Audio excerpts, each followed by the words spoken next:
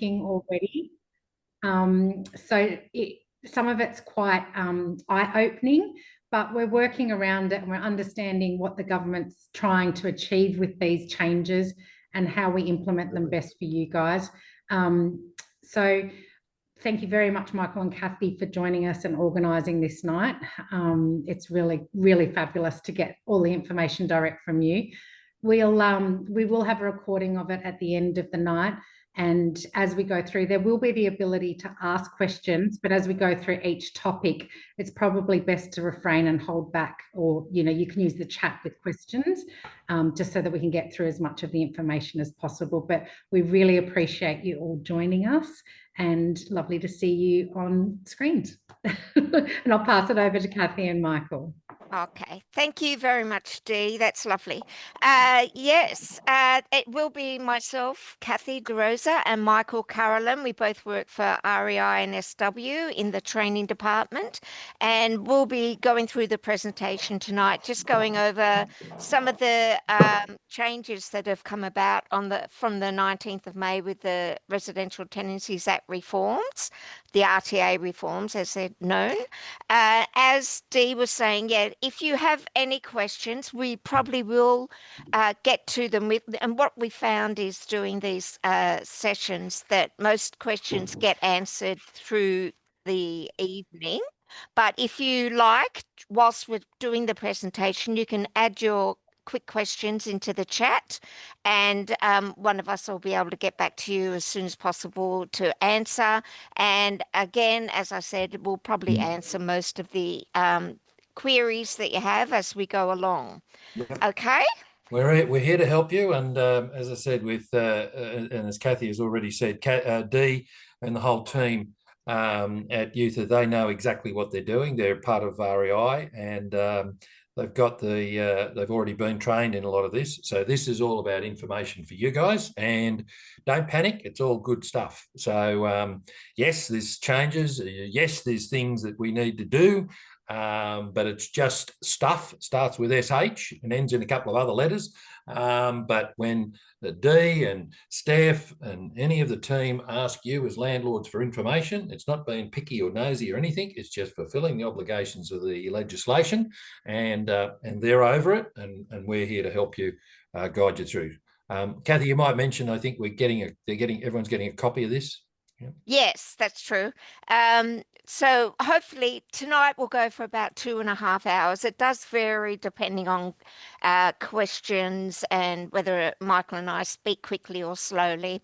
But it's normally about 2.5 hours. And what we like to do is have a little bit of a break halfway through for about 10 minutes, so we can all have a loo break or stretch our legs, have something to eat.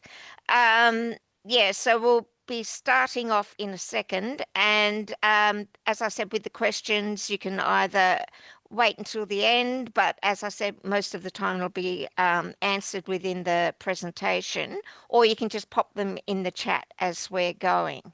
Okay, and at the end of the session, all of you landlords will receive an information kit, which will have most of the, what we're covering tonight will be within a kit that we give to you, so that you can go back and have a look at everything, and also a recording of the session tonight. So yeah, we've got it covered. And the main thing is really that we don't want anyone to panic about all these new changes, because Dee and the team have been trained by us in the new reforms, and they are members of REINSW. They've got access to all the tools that we offer, so you can rest assured that everyone will be compliant. Okay, so let's get started. And the first the first slide is to remember to remain calm, because your property manager has your back and they're going to protect your investment. Okay, so there's nothing for you as landlords to worry about. It's all about making sure that you get the information that you need to feel comfortable that your investment is going to be taken care of. And that's what your team at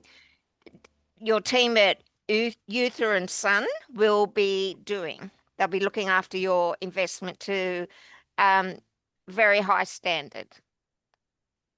Okay, so looking at this one, hopefully everyone can see the screen, yeah? Okay, so these are the two main changes that have happened on the 19th of May. The two main changes within the Act and the regulation. Can you see my mouse squiggling around there? So what, if you like, as landlords, you can take a screenshot, like take a shot of the QR codes and scan them, and then you'd be able to download the actual legislation that we're going to be talking about tonight, if you're inclined to be the type that would like to read in a little bit more detail about everything. So I'll just leave that there for a second if you want to take a screenshot and download the actual changes, the amendments that have been made, because there are a lot of changes that now are going to affect you as landlords. And again, I just want to stress, I'll say this quite a few times throughout the night, that it's really important that you work closely with your property management team, and just to make sure that you're being compliant, and that they do know all the changes that have come through. And being members of REI and SW, they have all the tools that they need to make sure that there's not going to be any issues with your investment property. They're there to help you and to work with you and to protect your investment. Okay, so this one, your property manager is now your number one asset to look after your investment property. Okay, we here at REI, we are the peak industry body for the real estate, for all real estate agents. And our job is to represent the agents when it comes to reforms, which we've just had. We're also here to advocate and train agents in relation to all the legislation, and your team do know the law. So if you've got any questions, your property managers will be able to will be able to answer you and discuss the legislation with you. And being members of REI, that means that they've been trained by REI. They know what the laws and legislations are. Most importantly, they know your asset. And being members of REI and SW, they have compliance at their heart to protect all investments and all processes and procedures that they have in their agency. All their processes will be to update the staff are available to them. And they also know your local area, your local market, and they know how to implement these new reforms. Dee, do you have REI and SW REI Forms Live? Yes, we do. And we use REI Forms Live. Yeah. Wonderful. That's one of the most important tools that we've been offering with these reforms. We've built into a lot of our forms that the agencies use tools that will help them with the new reforms so that they don't miss certain steps that are now part of legislation. So that's really great to hear that they're using REI Forms Live. Excellent. Very good. Also, as members, they have access to our helpline. And Dee was saying earlier that they've been using the helpline quite a bit with these new reforms. As are a lot of our members across New South Wales, just to make sure that everyone's doing everything correctly. They also know your asset, so they know what's important about your property. And as soon as we get updates from the government, they are able to apply all the information and updates immediately, because they're our members, because we will be updating them as we go along. Also, they have available to them as our members compliance checks, where we can go out and ensure that they're running everything correctly and all procedures are being compliant with legislation. They also have the REI NSW supervision guidelines, which is the most effective how-to guide on the market to how to run an agency compliantly with legislation, make sure everything's being done correctly. There we have REI Forms Live, and RTA reforms compliance kit. So the kit that I was talking about that you will be receiving, we've also got one for property managers, which they've already received apparently. So they've got all the tools at their fingertips. So it's you can rest easy because your team is up with all the latest information and they know exactly what needs to be done. This is the compliance kit. This is the RTA reforms compliance kit. There's over 40 different documents in this compliance kit. There's checklists to help them comply as they're going through procedures and processes that relate to the new reforms. And it just ensures that they're helping you landlords comply as well. So when they're asking you for certain documents that are now required by legislation or asking for information that is now required, whereas it wasn't beforehand, they're doing that because that is now part of the procedure and process and the reforms that have been put out by the government. So they've got all the tools and everything that they need, and just be confident that they know what they're doing. And the reason they're asking for this information again is to remain compliant, for you to remain compliant, and so that no one is getting penalised or fined or doing the wrong thing by this new legislation.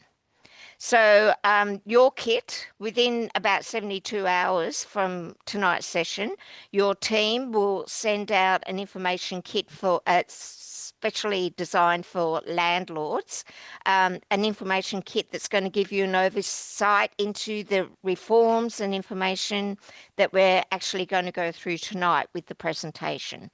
So if you miss anything tonight or you're not too sure about something, remember you're going to have it all at your fingertips sent to you, and you can always call your property managers and have a chat to them if you're not sure about something. Okay, so REI, as I mentioned earlier, we are the peak industry body in New South Wales for all real estate agents. We represent the real estate agents, and we also represent you guys as landlords. We lobby against the government and sometimes with the government when they're trying to make all of these changes. And we are given the most up-to-date and latest information, which we pass on directly to all of our members. We offer ongoing training opportunities, as you can see here, to ensure that everyone's up to date and compliant. We have the agency support tools, which I was talking about earlier, like the helpline, the all the compliance checks, checklists, all of that information is available to our members. We have a network of subject matter experts that work here with us. They're called the chapters. There's a chapter for every section of real estate, whether it be property sales, property management, auctioneering, and so on. But we have subject matter experts from all around New South Wales in these chapters, and they discuss and come up with ideas, which is how things are put to Parliament to make legislation. So we really we are a good representative for your property management team. Now, one of the problems, or not so much as yet, because it's only been since May 19th, but in similar reforms came in Victoria, I think it was a year or so ago. And what they found was that with all these changes, there were a lot of landlords that just threw the towel in and decided it wasn't worth going ahead. It was too much bother, too much sort of nitpicking, I suppose you would say, to continue having an investment property. So a lot of the investment properties, they sold off. So we just want to point out to you why it's important that you keep your investment property. That orange line that you can see here is showing you the current population growth in New South Wales alone. This is just New South Wales, okay? And it shows that 13,500 new residents come to New South Wales every month. So that means that every month, sorry? Oh, every month we will be needing accommodation, rental properties for the rising population. And down the bottom here is just the information from the Bonds Board showing that there are still a lot of people that need rental properties. So we've got this graph here just to show you that even if you sort of think it's a little bit too hard to keep hold of your investment property and continue being a landlord, you're still going to be able to have tenants available for your properties, paying rent for a rental income for your investment. So you're still going to be guaranteed the rental income. Okay, it's just going to keep increasing. As we know, there's a housing crisis at the moment. It's only going to get worse. So it's a really good reason to stay within the residential tenancy rental market, because you will be guaranteed rental income. So don't panic and throw the towel in like they did in Victoria, and trust that your property managers are going to be able to do all of this for you. You just need to trust them and put your confidence in them, and they'll be able to do everything, all these reforms that need to be done, they'll be on top of it for you. So there's really no reason to panic. Now, which one's this? Water efficiencies. Okay, so one of the first things we're going to look at are the changes to water efficiencies. A lot of this was mentioned, I think it was last year. It was sort of whispered about, but it's now become actual legislation, and you must comply with what legislation is saying. Okay. I think it was actually, 2020, a water efficiency legislation did come in, but it's been like a progressive, slow release. But now, as of the 23rd of March this year, New South Wales government's released and enforced the water efficiency measures. So you people, you landlords, if you want to pass on water usage to your tenants, you must comply with these new water efficiency standards. Okay, this is if you want to charge water usage for your tenants. So don't forget, your property management team's there to help guide you and help to meet these requirements. So the first one we're going to look at is shower heads. So all shower heads now in rental properties. Now remember this, if you want to pass on water usage, okay, they must be flowing at 9 litres per minute. Okay. Now this. Hello. Okay. Could everyone put their mics on mute just so there's no chatter in the background? Thank you. Okay, so the 9 litre per minute flow is for shower heads, and it's also the same for your internal cold water taps and your single mixer taps in the kitchen and in the bathroom hand basin. Okay, so they must be flowing at 9 litres per minute, and you can have them tested and certified, and this is something that your property management team will be able to organise for you. Okay, so that's two things. And the other thing is now, as of the 23rd of March, all toilets in rental properties must have a dual flush toilet, like a dual flush toilet that has a minimum 3-star rating in accordance with WELL scheme. And the WELL scheme is just the Water Efficiency Labelling and Standards Act 2005, which is a Commonwealth Act, not New South Wales Act. So these are 3 things that as of the 23rd of March up here, you must comply with. And again, as I said, your property managers will be onto this and they'll be able to discuss this with you. If you need any help, if anything needs to be looked at or tested, your property managers will be able to arrange all of that for you. So it's something that you don't really need to worry about yourselves. You just mention it to your property managers and they can arrange for inspections. Okay, so they will arrange the inspection of the water efficiency measures and when it's legally required on your behalf. So talk to your PM team. Okay, any additional requirements is that it must be written into the tenancy agreement.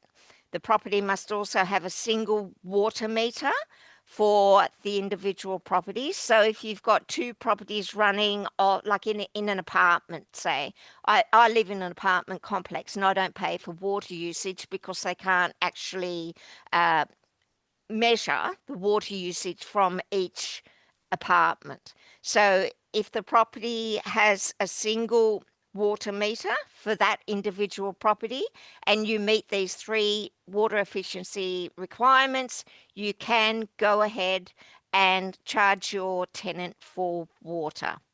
Now, if you're not interested in having all this tested or having things changed or going ahead with that, that's fine. You don't have to.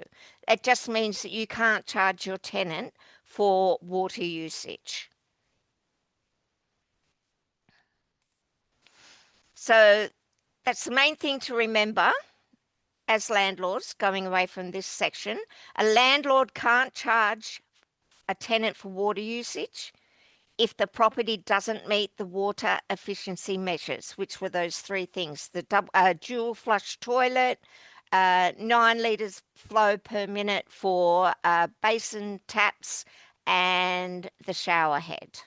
Okay, so again, don't forget you're going to get all of this in your kit, but this is just one of the first things that has been changed and it's now part of legislation we must abide by. Okay, next one. We're looking at tenancy fees. So there are some changes with tenancy fees within the new RTA reforms. Things that we're going to look at now, things that we can charge our tenants for and things that we can't charge tenants for, just fees, okay? When it comes to like their applications. Okay, so first one. A holding fee cannot be more than 1 week's worth of rent. So if the rent's $650 a week, you cannot charge a holding fee more than $650 per week. And this fee can only be charged for the people that have been the tenant that has been approved. So it's only the approved applicant that can be charged $650 for a holding fee. Not $650, I mean like 1 week's rent. So you can't ask people that are pending or they haven't put an application in. It has to be the person, just if someone has been approved. And it must go towards this holding fee, then goes towards the first week of rent once the tenant has signed that agreement. You can hold the property for, let me just click, 7 days, okay? It can be longer if all parties are mutually agreeable on what those agreements are, but legislation states that you can hold the property for 7 days or whatever it's agreed upon. So if you deal with fly in, fly out people, sometimes you may find that they will be asked, like the employers may ask to pay like a longer holding fee, and that's fine. You can do that. That's not an issue. Now, can the landlord hold on to this holding fee if the tenant was to not go ahead with the application? Yes, you can. If the tenant hasn't signed the agreement, have signed the agreement and then they want to pull out. And it's only if there's been a change that is due to material fact hasn't been disclosed or something has been misrepresented with the property. So the landlord, you can keep the holding fee if they pull out and they don't go ahead with signing the agreement, unless the reason they're pulling out is because they found out about a material fact, being like there's mold or there was a crime in the property beforehand and it's made them change their mind about wanting to go ahead with that transaction and live in that property, or if there's been a misrepresentation in any way along through the transaction, then you would have to give the money, the holding fee back. But otherwise, the landlord can hold on to and keep that holding fee. Now, the next one,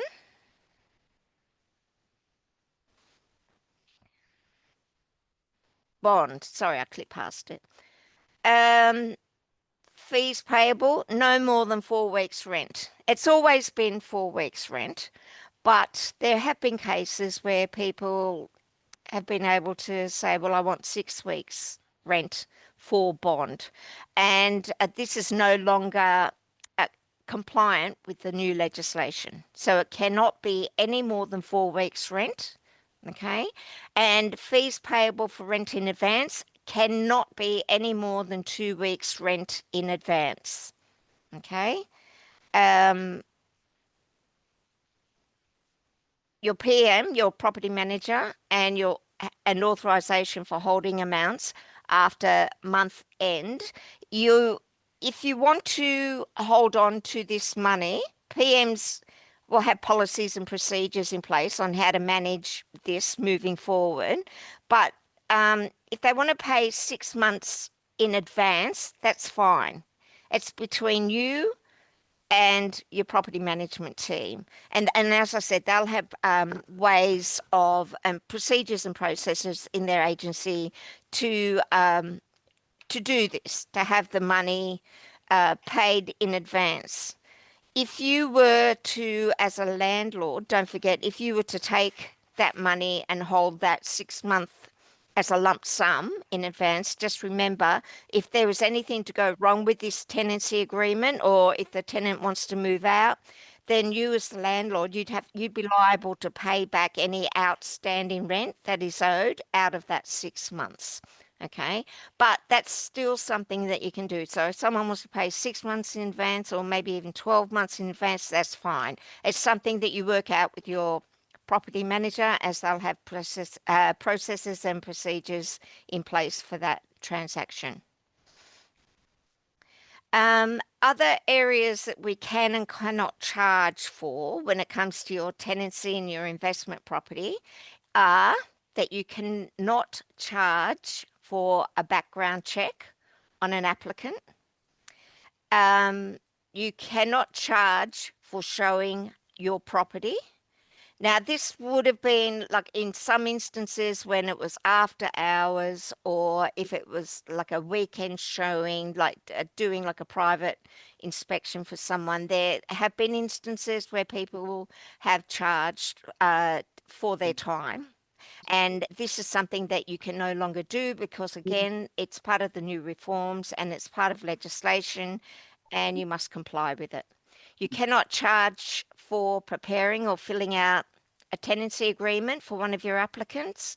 If you've got someone with ESL, English as a second language, or LLN issues, and they need a little bit of help filling out the agreement, that's fine. It's good customer service, and of course you would help them, but you cannot charge for this task or transaction. The initial copies of keys or opening devices like garage clickers and all that sort of thing, you cannot charge for the initial copy of keys. If they were to lose the keys, of course, they need to replace everything at their own cost. But the initial copy of keys and opening devices, there is no fee to be charged. And there is no way, no longer can you ask for a bond to allow a tenant to keep a pet on the property. Now, this is one of the biggest changes with reforms, pets, and we're going to do a whole session on that later on this evening. But at this stage, this is all we're looking at the moment. You cannot charge extra or fees for what's up on the screen there, and one of those is you cannot ask for an extra bond or a special bond to have a pet on the property.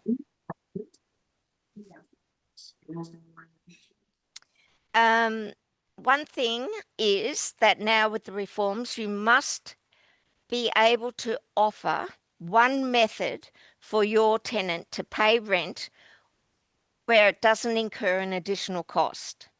It just means that you can't say to them that they have to go through, like, do something where they're going to get charged bank fees or extra admin sort of fees. So as of the 19th of May, it outlines clearly that your property management team must provide ways of paying the rent where there's no cost on top of that to the tenant.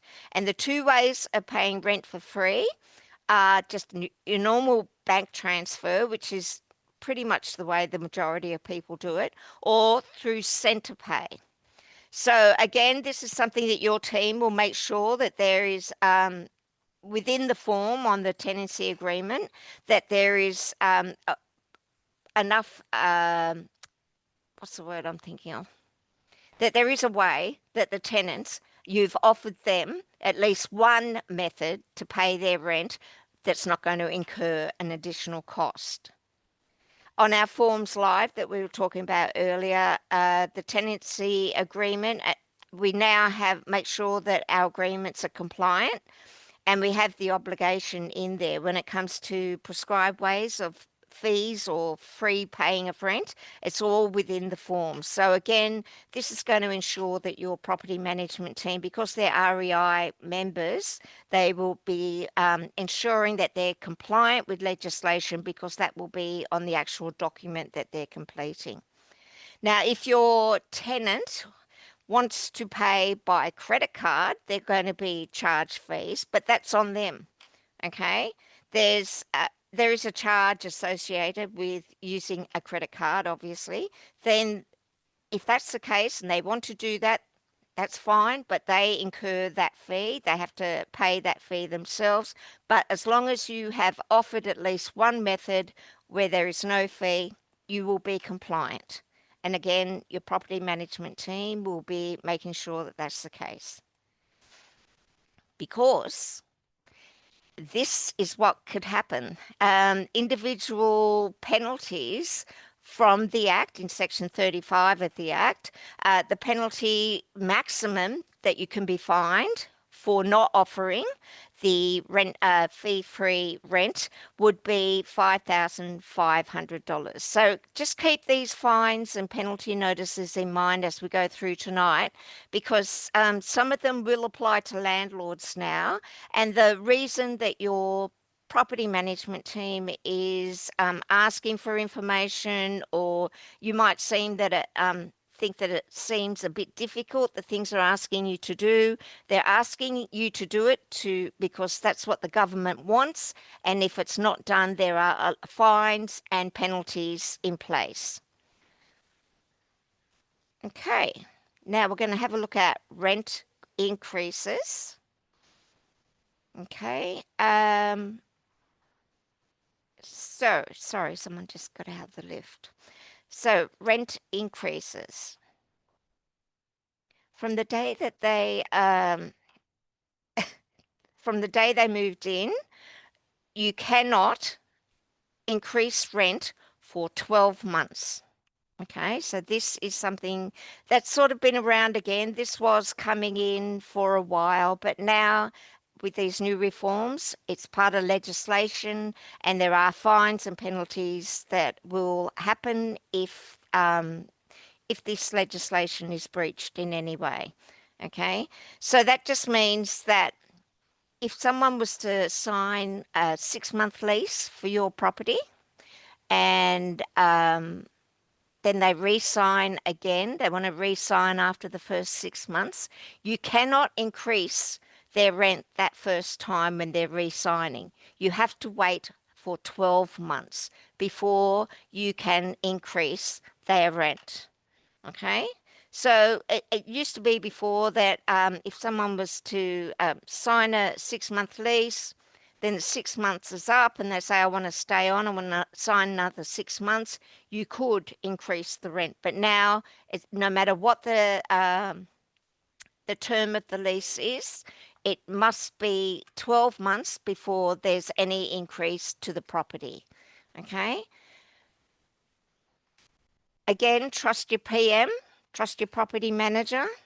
They know also when the time comes to increase your rental property's rent, the asking rent, your property manager knows the market. They know your investment property really well. They know the area. So they know what the expectations will be for rental increases. So after that first 12 months, that's when you can go in and you'll have the discussion with your property managers about increasing the rent. And yeah, so it's a little bit easier now to increase the rent. I mean, process wise.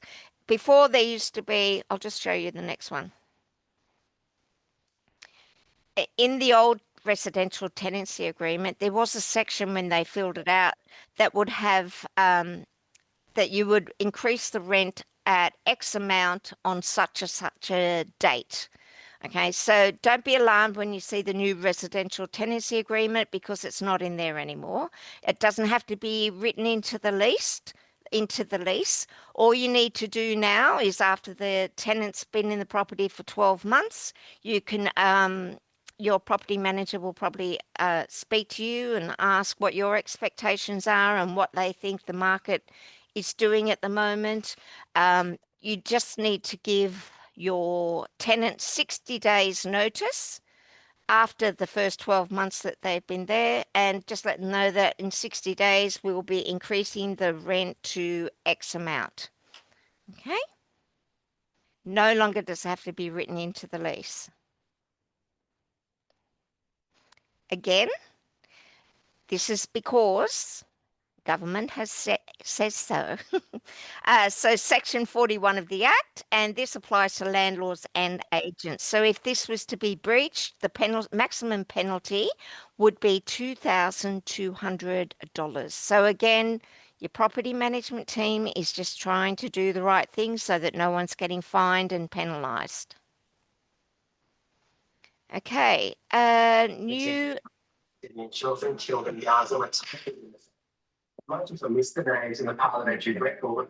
Okay, well, could everyone put their microphones on mute, please, so that we're not getting the background noise? Thank you. Okay, so now we're going to look at new termination requirements, and this has changed quite a bit. And Michael will be taking over and Kathy, talking. Yeah, see here. Can I just interject back on the rent increases part? sure. I know we've got one question there has come in from from Susan, but the other thing that's like really a big win that the REI New South Wales had around the rent increases, although they can only happen once every 12 months. Yeah. An existing tenant that signs a second 12-month lease or et cetera, that the rent can be increased at any time during that second lease to market rent. So if they sign a second lease from the 1st of January to the 31st of December, and in June the market has changed significantly and we review the rent, we can actually increase the rent during the second lease term, third lease term, etc., which is a really big win. Yeah.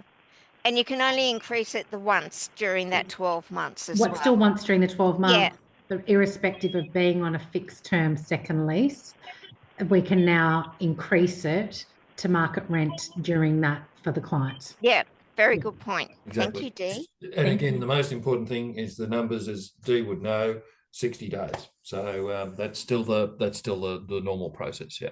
Yeah. Am I in charge now, Kathy? Yes, you are, Michael. I've got to give you the remote control. Choice. Hang on, let me just give it to you. There you go. Here you go. Oh, thank you very much.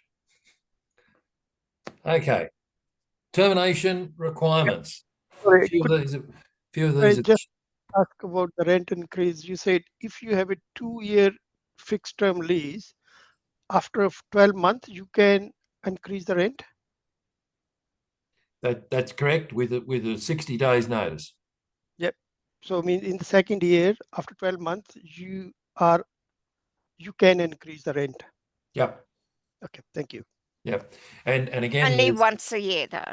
but once a year, that's right. The most important thing is, again, be guided. Dee's already answered that question in front of even Kathy and I, because she knows it exactly. So, which is perfect. But the short answer is, as Kathy said, once every 12 months, there's notice periods required for everything. And that's the most important thing, to make sure that you are following the lead of Dee and her team to make sure you're following those obligations. Yeah.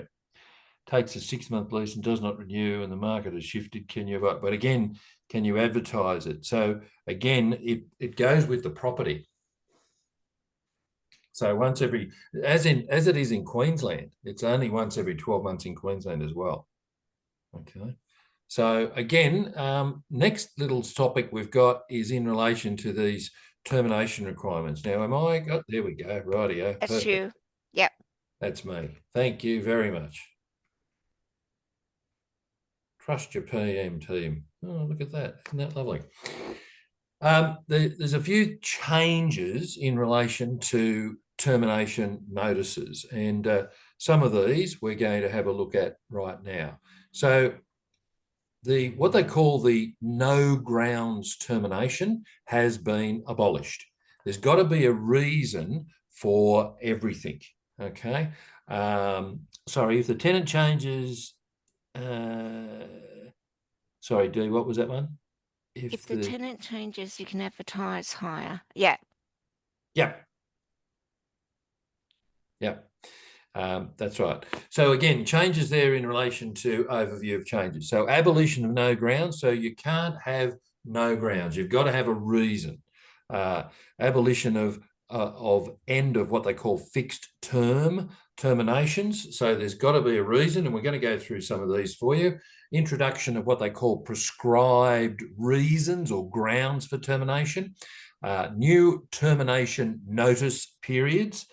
60 and 90, we're going to talk about those. Implementation of tenancy exclusion periods, where you're not allowed to rent it after you've given a termination notice for a certain reason. We're going to go through all these, and requirements for supporting documentation for termination notice, provisions for tenants to vacate early under certain conditions, and reporting requirements on evictions. Now, again, as I've said earlier, and we've spoken about this quite a bit, but Dee and the team at Uther are all over this. So it's just following their lead. When they're asking for information from you, it's not being nosy, it's being them following the legislation that we've got in place at the moment. Okay, so there are prescribed grounds, number one. There are notice periods, number two. There's supporting documents that are required for all of the terminations, and there's what they term a exclusion periods. When you've issued a ground for termination, there's a period where you can't release the property. So grounds for termination, nothing's changed in relation if they breach their lease. So what they call genuine prescribed grounds. You can't make stuff up. And again, this is where, again, the team, Dee and Uther, are using all of the REI forms live. Now, the forms live has what they call what do they call it? A wizard, I think it is, and that helps people fill out the forms correctly in response to legislation. So can only terminate if there is prescribed grounds, and there's a whole list of those, and as I said, we're going to give you information on all of this as well. Defence to offence. The landlord didn't know or could not have reasonably found out a genuine ground. If you've got an obligation to make sure that you are doing the right thing and making sure that you are what they call prescribed grounds, making sure that you are following the legislation. We're going to run through some of these. Prescribed grounds for termination. Breach of the tenancy, still the same. They didn't do the right thing for whatever reason, 14 days notice, out they go. Okay. Premises required for key worker accommodation. These are the prescribed grounds for termination. We're going to go through all of these. Actual sale or proposed sale, significant repairs or renovations or demolition of the property. Pretty hard to lease it if it's being demolished, I guess. Then underneath that, underneath that, it talks about tenant is no longer eligible for housing and eligible housing schemes.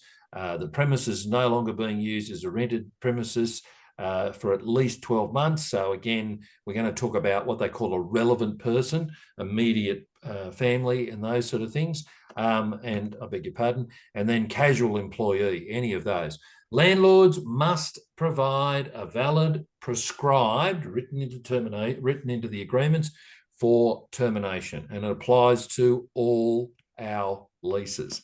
So there are specific notice periods, there are specific exclusion periods, and there are specific documents that are required when you give a notice to terminate. There are what they call existing prescribed grounds. And again, your property management team will be keeping those records to make sure if and when you need to terminate an agreement, a lease agreement, well, then there's certain things that they need to, and they may ask for you. They, as in fair trading, the government, are very hard on this. They're going to be collecting data on any termination notices, and they're going to be following them up and double checking that they are correct.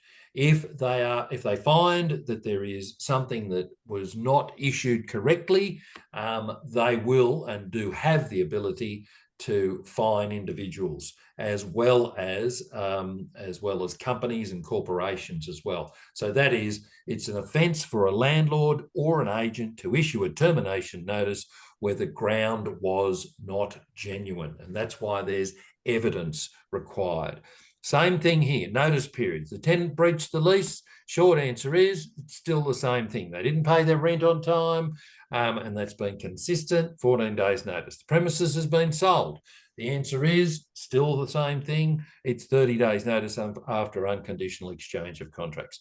Most other, what they call prescribed grounds, are for short term. So short-term leases are up to 6 months, so 60 days notice. Over 6 months, it's 90 days notice for the periods for the termination required. Okay, so again, as I said earlier, every notice to move out, termination notice, must have attached termination information in an approved form, supporting evidence. And again, this is where your property management team should obtain your instructions to terminate the ground and make sure that the ground is genuine with supporting documents, and that is all part of the actual termination notice. So when it's a must-have. You must have reasons, you must have documentation for what you're doing. We can still terminate, there's not a problem. It just means that we've got to have the paperwork now. And again, as I said earlier, Dee and all the team are over this, and that's why they're asking you for certain parts of information. With other information, of course, again, supporting documentation, we are able to, you would have seen this from time to time, redact information. So there's only a certain amount of information that's required. So required for certain prescribed grounds. We can redact, black out certain information on documents. And again, this is obviously a privacy concern, and we're going to talk a little bit about that. So the landlord or the agent didn't know or could not have reasonably found out the documents were false. That's, again, what they call in legislation reasonable grounds. We're going to talk a little bit about that in a sec as well. Okay, again, it's an offence for a landlord or an agent to give documentation or information in supporting a termination notice that is false or misleading. It's as simple as that. False or misleading. It's got to be absolutely genuine. There are what they then term, when you're in relation to these notices, there are what they call exclusion periods. Now, if you ask the tenant to move out of the property, exclusion periods, the applicable termination period, the premises will not be used as a rented premises for 12 months, for 12 months. So then if you're asking someone to move back in there, it's going to be not being used as a rented premises anymore. The exclusion period, you can't release it for 12 months.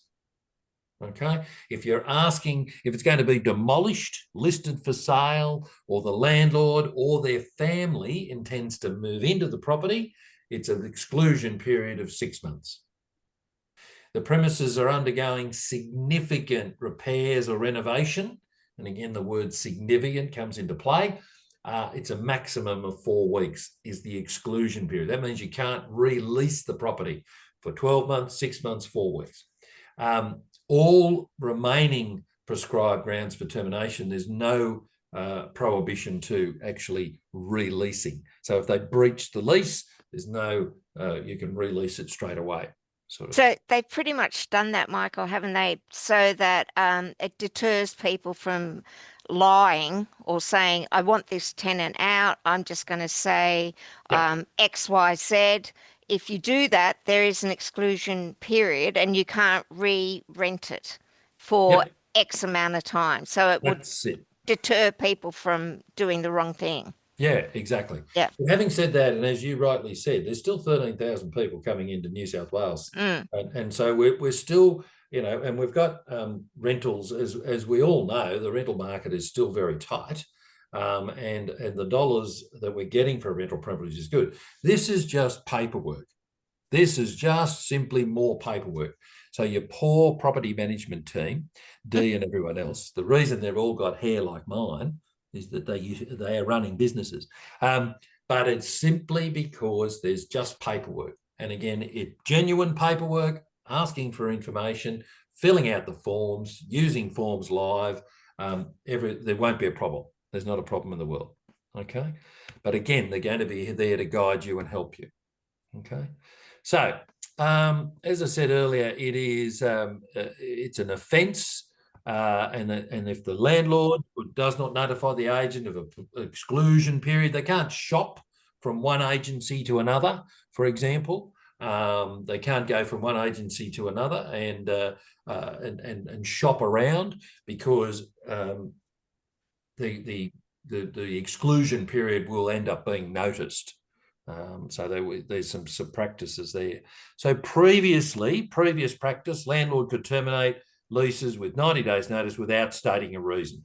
Fixed leases could end at the end without any reason. Now, that's been abolished. It is 90 days notice for what's been abolished, 90-day notice for no grounds, and abolished has been the termination at the end of the fixed term. What is required, and the most important thing, is there must be a reason and there must be a ground, and they are what they call prescribed. They're written now into legislation. Okay, termination for a breach. So again, termination can be done before the end of the fixed term. Previously no grounds, but again, it's your property management team who are going to help you. The tenant has breached the lease. The answer is 14 days notice. Nice and simple. They haven't done the right thing, still can terminate. Okay, actual sale. The contracts are exchanged unconditionally, requiring vacant possession. Premises been sold, termination notice, 30 days notice. That's still the case.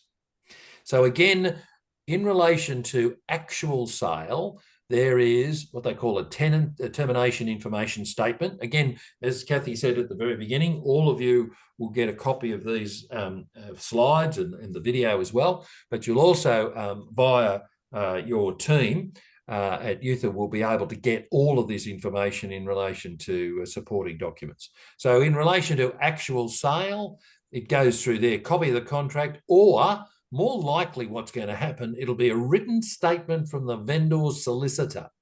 Again, remember, redaction of certain information. So the solicitor's written statement will redact information. All it does is confirm prices, vendors' names, doesn't give you personal details. That's the most important part. So termination for actual sale, the supporting documentation is there. Termination for a proposed sale, same sort of thing happens. Notice period. The property is proposed to be sold. If it's a short-term lease, this is again pretty standard. 6 months, it's 60 days notice. If it's a longer than 60 days, it's 90 days notice. Okay. Property will be offered for sale. Contract requires vacant possession. The tenancy exclusion period for a proposed sale is 6 months. Okay. Approval from the secretary to release within 6 months is required. So if you want to terminate because you're thinking of selling it and then decide not to sell it, there's an exclusion period of 6 months. Can't release it. Okay, again, supporting documentation for a proposed sale. Yes, you can. You can still sell a property with a tenancy in place. Absolutely. No problem whatsoever.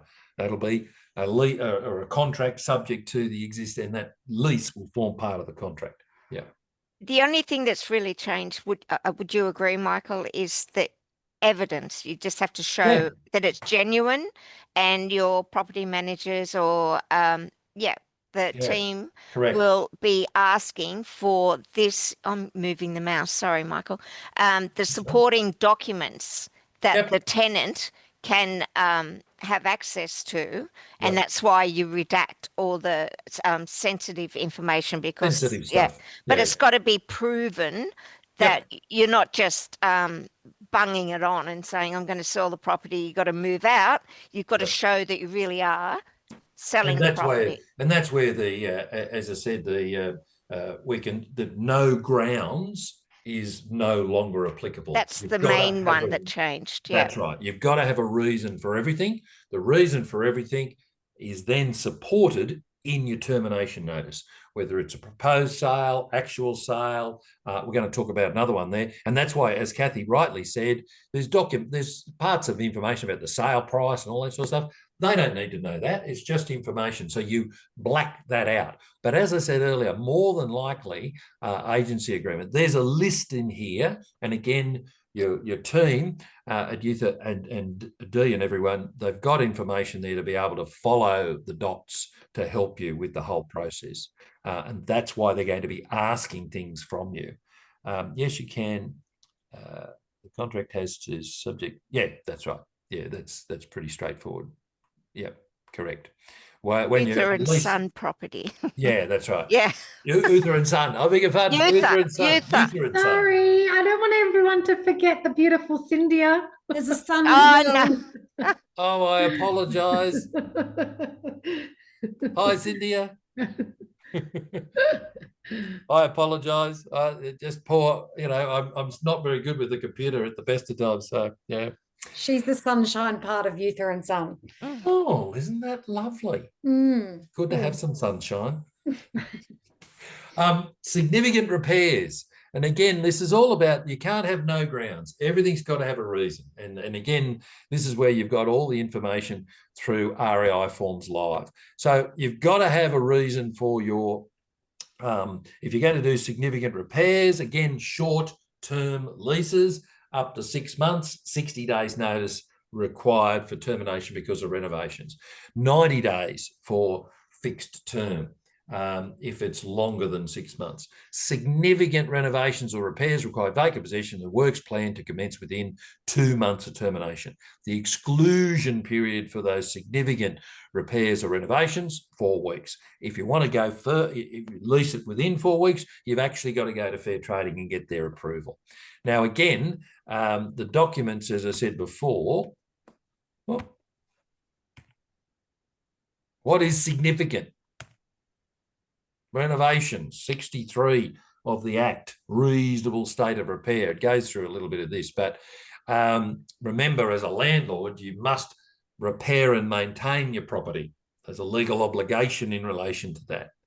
Now, the significant repairs, you know, again, it could be something like you're doing there's only one bathroom in the property and you're doing a complete revamp of the bathroom because it's shower base is cracked or and it needs to be, and therefore the property, the people can't live in the property because the toilet's cracked or the shower base is cracked, and therefore, so that's a significant repair.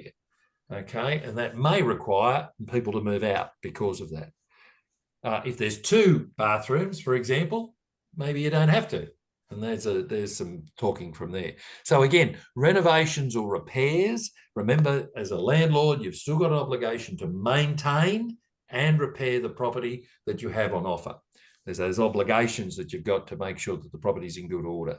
So significant renovations or repairs carried out within 2 months of termination, and there's the supporting documentation. Again, you can redact landlord contact details. Okay. If the premises is no longer going to be used as a rental premises. So, for example, again, the same things apply. The notice period, you're not going to use it for a rental premises. You're going to move into it yourself, or you're going to have use it for short-term. Yeah. Yeah, short-term rental accommodation, exactly. So again, the notice period is 60 days for 6 months, 90 days for longer than 6 months, the actual notice periods. But the termination is if you've decided that you're going to do short-term rental, as an example, you can't release it for 12 months. Okay, you've got to maintain that period from there. And again, if you want to do it within the 12 months, then you've got to get approval again from fair trading. Okay, so again, the supporting documentation, this is the important one here. If you're going to, for example, go towards that, as I said, short-term, and as Kathy said there, short-term rental accommodation, this is where a landlord's written statement, information from the landlord, must be true and accurate. Okay, proof of a business, if it's going to be moved over, as it talks about there, a business use, you're going to use it instead of a one-bedroom flat, it's going to be turn it into a coffee shop, for example, or something like that, or as mentioned, short-term rental accommodation. The landlord statement must be true and correct, and that's the documentation that's going to be required. Again, redaction of those contact details of the landlord. So important things, short-term rental accommodation, holiday houses, it is important to redact information, and again, your team will be making sure that they are following the rules, because they've got access to REI Forms Live, which will prompt them for information, and in turn, they will be asking you for information on things. Okay. If the landlord or the family wants to move back into the property, a relevant person. I think you're a relevant person, Kathy, just so you know. Thank you. That's okay. No extra charge. What is a relevant person? And this is the immediate family, for want of a better way of saying it, I think. The words in the legislation is that you're taking it off the rental market for Joe Public, and a family member is going to move in. So a relevant person is a landlord, spouse or de facto partner of a landlord, a parent, grandparent, child, grandchild, sibling, child of a sibling, sibling of a parent, or first cousin of a landlord, or a spouse or de facto of a partner, the partner of a landlord, I beg your pardon, a dependent of a landlord who ordinarily resides with the landlord. Second cousin, best mate, no. It's got to be one of these people if you're going to go down that path as far as the termination notice is concerned. Relevant person. And again, notice period again for family or landlord going back into the property, 60 days for the short-term leases up to 6 months, 90 days for longer than 6 months, 60, 90, they're the two new dates. And again, documentation. Okay, landlord or family going to move back in can terminate if the relevant person will live in the premises for at least 6 months. Exclusion period is 6 months. Can't release it. Okay, they move in for 3 months, the family member, as it might be, then it's not available for another 3 months unless you get approval from fair trading. Okay, the government. The documents that are required, again, this is where we spoke about earlier, honest and fair and professional in everything we do, but also as a landlord, you've got obligations to make sure the documentation is accurate. So sometimes what is required is what they call this landlord's written statement, and or a statement from a relevant person who is not the landlord, who may well be the beneficiary of the lease. Again, documentation. Everything requires documentation. You can't have no grounds anymore. You I think must that, have Michael, documentation. sorry, go. Mike. I think what it's saying there, if you go back just one, thanks. Yeah. You need the landlord has to write the statement, and also the relevant person has to issue a statement. Mhm. And they've got to be true, genuine. I don't think Yeah. it needs to be an affidavit or anything, does it? No, No. nothing doesn't mention anything about that. But that document, that written document, is then going to be taken by fair trading. As I said earlier, fair trading are collecting information on all terminations, and from randomly, they may from time to time come and look at the documentation that has been provided in relation to a tenancy termination notice. Okay, so it needs to be honest and fact. So again, as I said before, Mr. and Mrs. Landlords that are out there listening tonight, it is your team, Uther and Son. Have I got that right? Yes. Good. Uther and Son property. Yeah, Uther and Son property, I beg your pardon. So they know what is required. So Mr. and Mrs. Landlord, when they're asking you for documentation, it's not to be nosy, it's because they require it by law, because we can't terminate anybody anymore without written documentation. And there's a whole raft of those things that we've got there.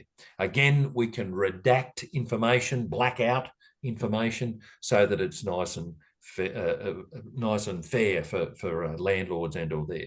Tenants' right to vacate early, they can. Pre-May 19, end of a fixed term, the landlord terminates, tenant can leave without notice, must pay a break fee. They're now what they call abandonment fees. Lease fees are equal abandonment fees. So there's a couple of things that have changed. Termination by the landlord of a periodic agreement. Tenant can vacate before the termination with no notice. Doesn't have to pay rent after the vacate date. Nothing's changed, just restructured this section. This is what's changed. Termination by the landlord, fixed term. Tenant can vacate before the termination of an early exit of 14 days. They must give us some notice. Okay, and again, the period for notice, it's short-term agreements are 60 and 90 days, for the 6 months and 9 months. Okay, so termination by the landlord, termination by the landlord in a fixed term. Periodic agreements, just rolling over, fixed term agreements. So the tenant is not liable to pay rent after both of the following have occurred. End date specified in the early exit notice and or the vacate date. Both have occurred.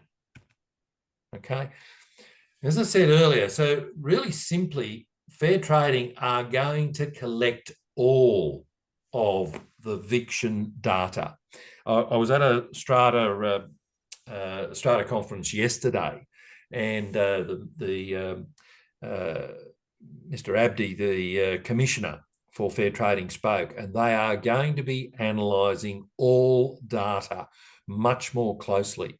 They spoke about AI, which was interesting, and they're going to use a lot of this AI to intelligence to actually collect data to find out what is going on.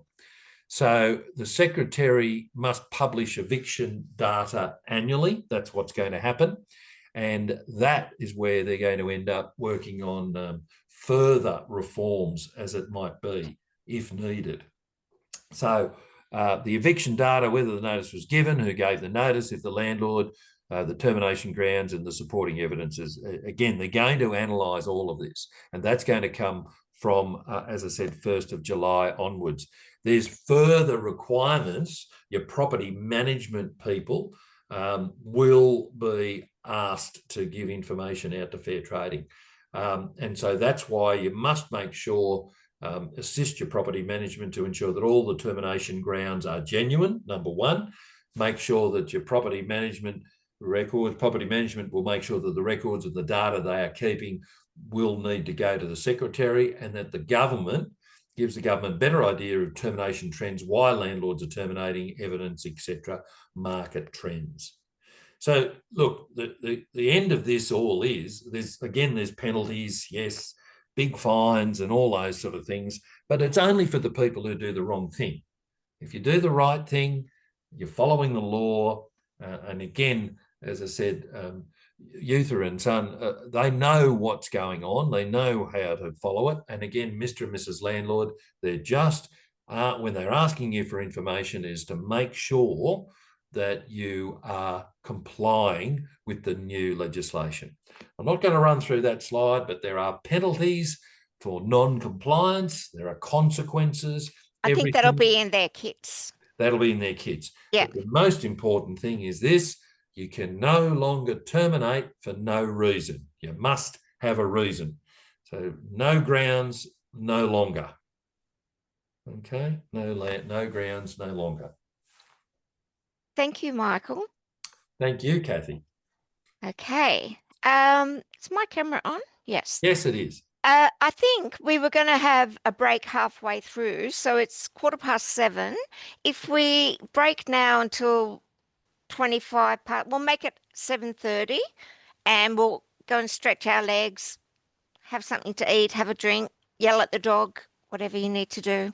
And we'll meet back at 7:30 and continue on with the last lot of slides. We've got about 40 slides to go, and we'll be looking at NCAT, obviously, and also the new reforms surrounding pets, which everyone's interested in.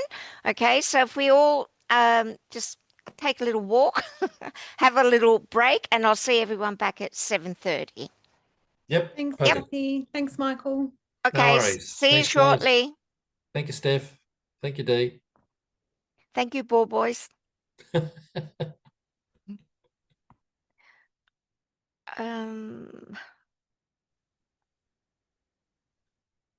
going to go and stretch my legs. Yes, I am too. My legs are tired. See you in a bit.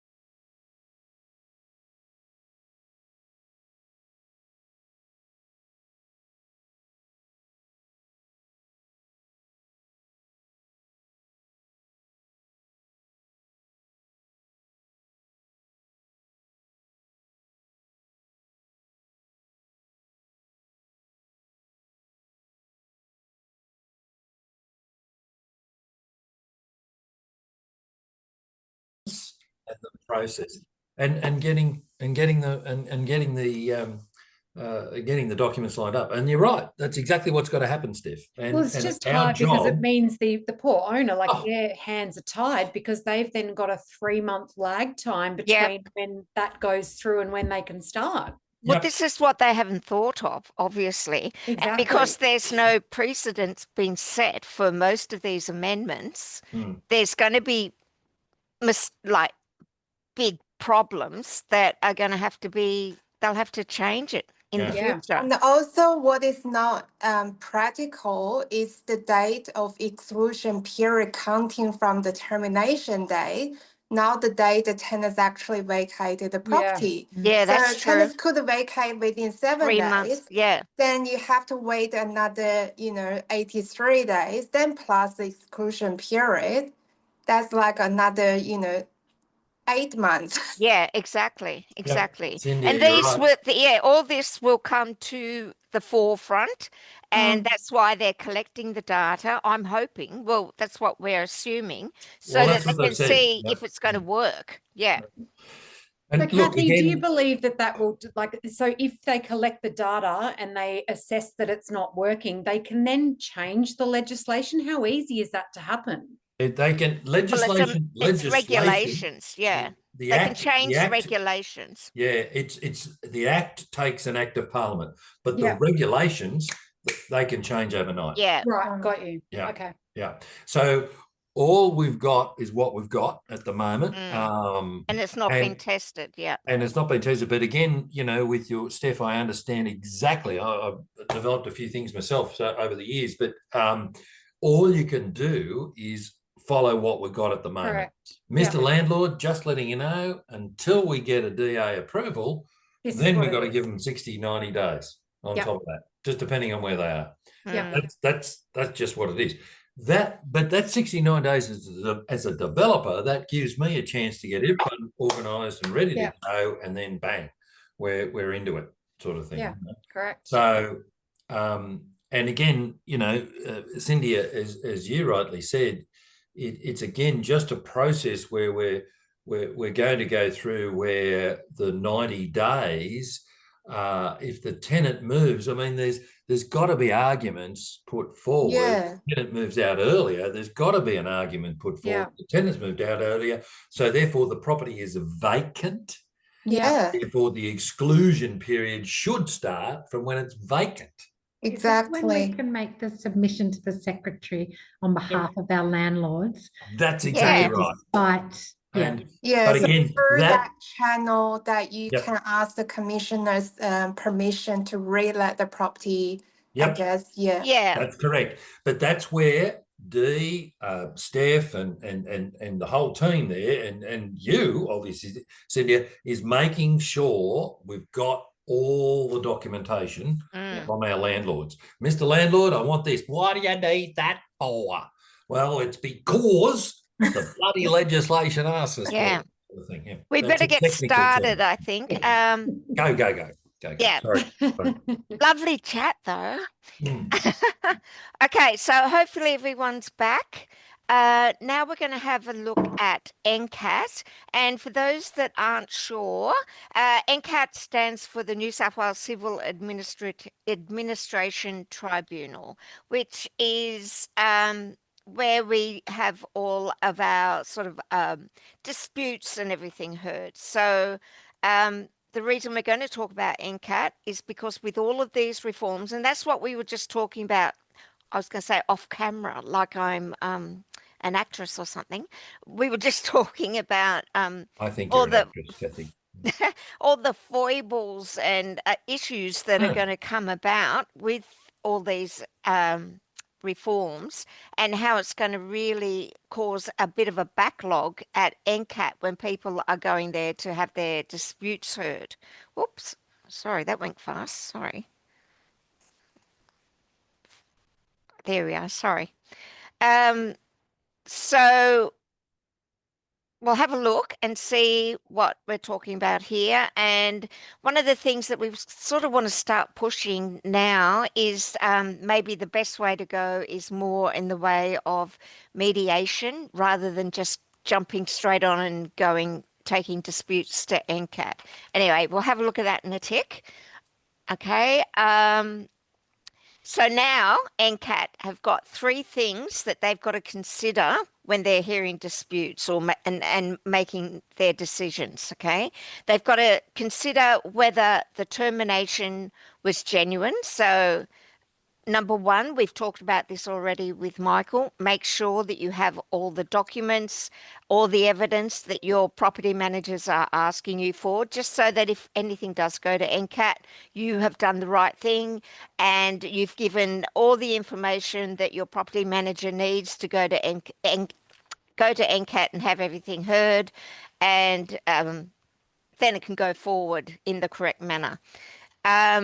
The other thing is we have to make sure, well, NCAT now has to take into consideration, was the termination notice given correctly? So again, we have to abide by 60 or 90 days, whatever it is. What we've been saying here at REI, and this is for the property managers to sort of think about also, that it may be best practice to extend the 60 or 90 days by 5 or 10 days. Even though it might be 60 or 90-day termination required by legislation, just to make sure that nothing's going to be like miscalculated by 1 or 2 days, maybe adding on 5 to 10 days for the notice period, so that you're not going to get all the way to NCAT and they say, no, we're throwing this one out. There's 1 day out. And I think that does happen quite a bit, just a miscalculation by someone with the days needed. So that's something that we're sort of talking about at the moment and mentioning when we do these sessions, to maybe add on a little bit extra for the termination notices. And just to make sure that you're being compliant with all these notice periods and the evidence and everything. So it's really important, very, very important, in fact. Okay. Okay, so the other thing with the termination notice, and this doesn't really apply nowadays, I don't think, but we do have it in the legislation that if you were to be giving notice, termination notice by mail for some reason, I suppose there would be tenants out there that may not have computers or Gmail or anything like that, you must allow another 7 days for the post, for Australia Post. So that's something else to consider. But just to be sure, add 5 or 10 days on to your notice periods, just to make sure that you're not going to get thrown out of NCAT for being out by 1 day. Now, the disputes are going to be on the increase, obviously. It's really important that the landlords, you guys as landlords, keep good records. So maintain really good records and work closely with your property managers. So if you've got disputes or problems or issues or something going on with your tenant, make sure you're collecting all of your evidence and keep the evidence. Make sure that you've got strong evidence in case you do have to go to NCAT and have your case heard. Okay, so you may need to have photos or have witnesses to what's actually occurred in your properties. Someone that you can rely on, like as a witness, could be someone like the neighbor to your investment property. Just make sure you've got all of your evidence and have the paperwork in order. Okay.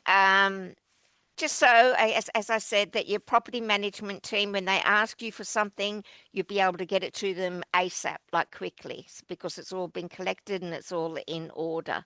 Because the other thing that has changed is this last section here. Landlords and tenants now have a 3-month window after there's been a termination, after the actual termination date. They've got a 3-month window to dispute the termination notice and go to NCAT.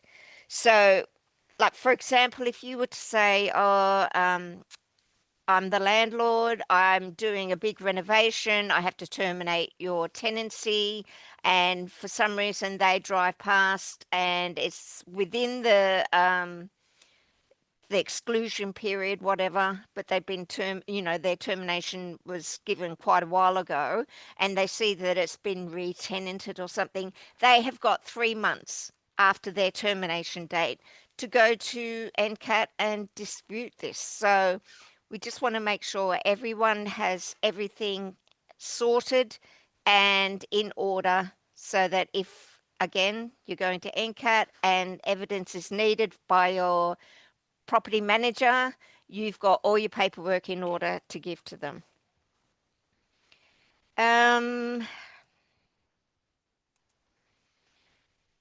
There is going to be an increase in tenancy disputes, as we were saying, which is, there's no doubt about that. And we were just talking about, I think, Michael, what were you saying? They were talking about the hearings, like the waiting time for hearings at the moment were 90 days, did you say? Oh, Michael's not there. Oh, I'm there. Oh, yeah. No, I Sorry. just couldn't find where my unmute thing was. No, they'd blown out to about 90 days through NCAT, and they'd come back to about they were talking about 40 and 60 days. So which they were probably happy about, and everyone would have been happy about. But now that this has happened, it's just gonna, I've heard rumors of 2 years. Oh, look, I think it's certainly going to be longer. There's no question about it. But there was also a discussion at this particular strata meeting about the fact that there needs to be some consistency, which anyone who's been to NCAT knows what that means. And also on top of that, things speeded up a bit as best as we can. So this is why, again, as Kathy has said earlier, and we've said, when your property manager, Mr. and Mrs. Landlord, is asking you for information, it's not because they're being nosy, it's because they want to make sure they've got all the documentation. As Kathy said earlier, 1 or 2 days here, adding on 1 or 2 days, working days onto the notifications, to make sure that you're really clear about your 90 days and 60 days and those sort of things. So all we can do is what we got, and we'll see in the next 12 months how it all pans out. And that statement was made very, very clear to the commissioner just yesterday. Excellent. Yeah, and going back here to the slide that we were on, if you remember, the tenants have got 3 months after termination. The landlords, you as landlords, also have 3 months after termination to take your dispute to NCAT. But remember, in instances with your tenant taking you to NCAT, they're probably not going to want to be given permission to move back into the property. If you've given them termination notice, they've moved on, but then they've taken you to NCAT for some reason, they'll probably be asking for costs, and you don't want that.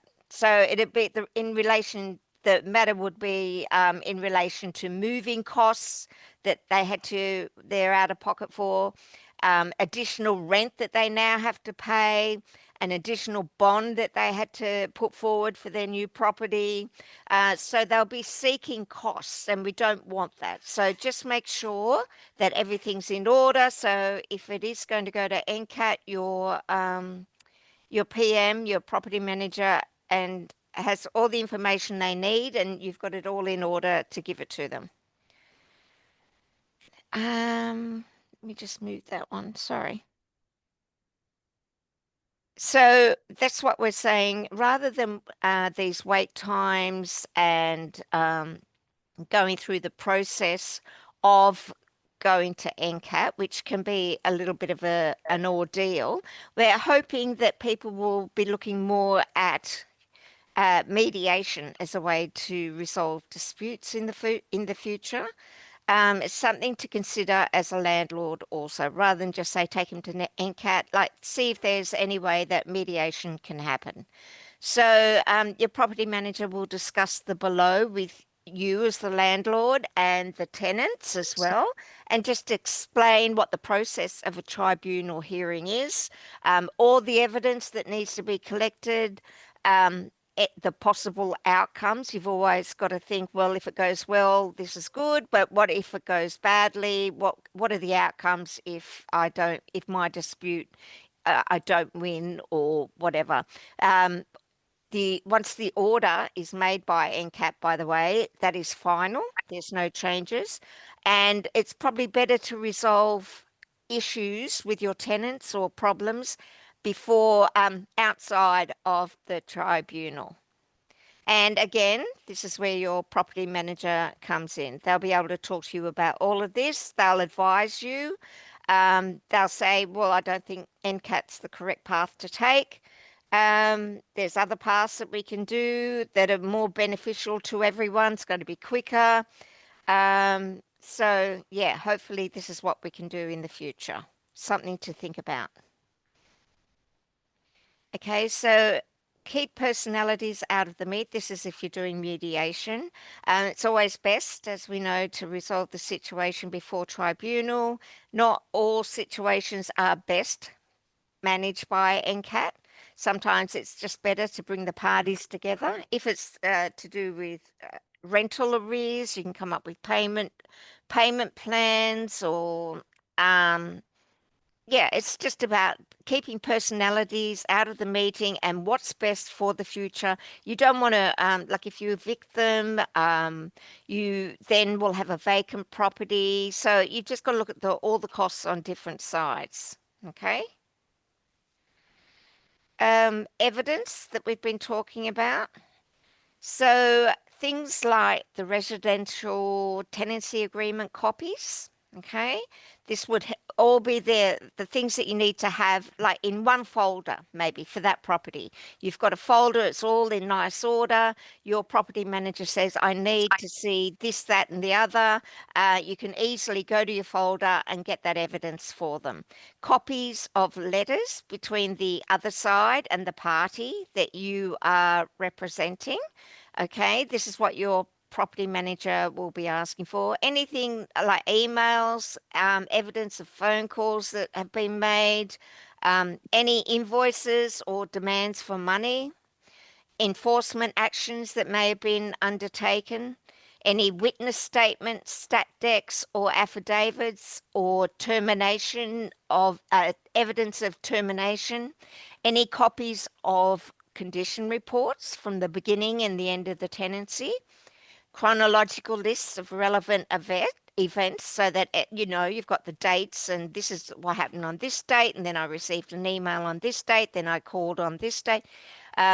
Receipts, quotes, reports, payment records, anything to do with the property that can be used as evidence if you were to go further with your dispute.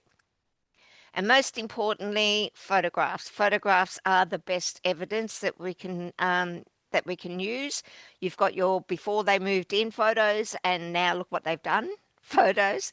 But just make sure that any photographs must be in color, and they must be time stamped as well to be used as evidence at NCAT. Now, this is something that a lot of you have probably heard a little bit about. We were just saying that Dee just received a pet application, and she's been having to go through the new processes and procedures that are now required by legislation.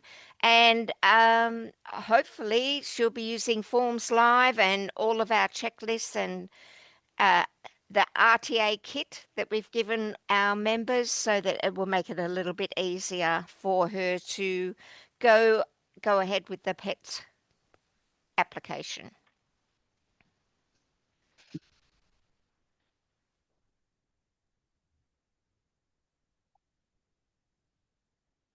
Oh.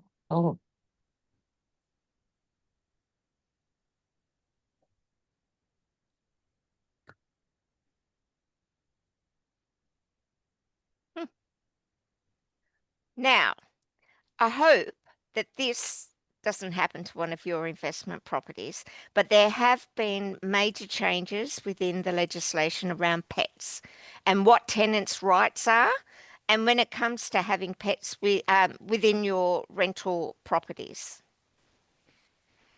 The one big change that we can see now is, sorry, are you using my mouse, Michael? I can't move my mouse. One of the biggest changes is that with pets now, they also have rights when it comes to the Residential Tenancies Act. It's been added in as part of the amendment and the regulation, and we're going to go through what all that means for you as landlords with your investment properties. So who is the tenant? Okay. Yes, you have a tenant, but now if they have a pet, the pet that is now going to be in your rental property now have rights as per the new legislation. Now, the thing is that there's a little bit of a, because this is all new, May 19th, it all came in, they haven't actually come up with the definition of what is a pet. Okay, so when you look at the Act and the regulation that has been amended, Residential Tenancy Amendment Act and the Residential Tenancies Amendment Regulation, it does not actually have a definition in there of what is defined as a pet. They have released a pet application, which we'll have a look at in a minute. And on the pet application, they've defined the word pet as basically meaning an animal. Okay? So then you start to think, well, what's an animal? An animal could be a dog, it could be a goldfish, could be an elephant or a horse or whatever. So the thing is that with the new change, the most important thing is that legislation now states that there's no exemptions here. A tenant has the right to have up to 4 pets in a rental property. That's all in the new amendment. So that means if they have 1 goldfish, they still have to apply for that goldfish to be in your rental property. But if they want to go and get 3 more goldfish, they need to make an application, and they are only allowed to have up to 4 unless you as the landlord agree that it's fine, you can go ahead and have 6 goldfish if that's what you want. I know this sounds ridiculous, but there's no definition of pets, and all it says is they have the right to have up to 4 pets. So that means 4 pets, 4 goldfish, or 4 Great Danes. So the tenant still has to apply for the 1 pet, but there's no exemption. It can be 4 pets. Real estate REI here at REI, they've been working with the government and lobbying to the industry because we need to make sure that the investment properties are being taken care of. Okay, remember we're on your side as well. So they should consider that there is a massive big difference between 4 goldfish compared to 4 Great Danes. Okay, and you must also remember there are restricted pets in Australia and also in certain councils and areas of New South Wales. Okay, so I think there's like the American pit bulls and Mexican fighting dogs. These breeds are restricted within Australia, so they're not allowed, obviously. So you need to be working with your PM. When your PM comes to you, like Dee was just saying, she just got an application. She'll be going to the landlord and saying, we've got an application here for a pet. You need to be able to work with your property management team and see what's actually deemed as a restricted pet or suitable for your property, because remember, they know your property inside out and back to front, so they know what would be deemed humane to keep the pet there, because remember, pets have got rights now. Also with the council, although the legislation does state that a tenant can have up to 4 pets, which means 4 dogs, there are certain councils and local areas where the council will not allow more than 2 pets in a home, or in some instances only 1 pet. So it's whatever the council says. It's important. You must comply with the local council's regulations over the legislation. Okay, there's areas like we know that our boss Aaron lives in the Camden area, and I think there's koalas there. And he was saying that there's areas in his area that are not allowed to have cats or dogs or whatever because it's dangerous to the koala community. And yeah, so each council is different. So you must rely again and put your faith in your property manager because they'll be able to work out and know what is allowed in your area. That's right. Particularly if there's next to state reserves and those sort of things, the local council can have in their zoning certificates, the 10.7 certificates that says that you can't have a cat or you can't have a dog. Yeah, because of the based on that. birds and everything. Yep. Yeah, That's so it. all the councils are different. So remember that, as I said, your PMs, your property managers will know what the local do's and don'ts are. So that's one thing to remember, even though the legislation says 4 pets, you need to see what your council is saying. So if the local government says 2, well, that's what it is. That's who you comply with. Now, the tenants have the right to 4 pets, but the landlord also has the right to refuse pets, but on certain grounds. Okay? So don't panic just yet. We're going to look at those. So pets have got rights. They have humane rights. And this is to ensure that the environment that they're being kept in and living in is humane to them and it meets the needs of that actual pet.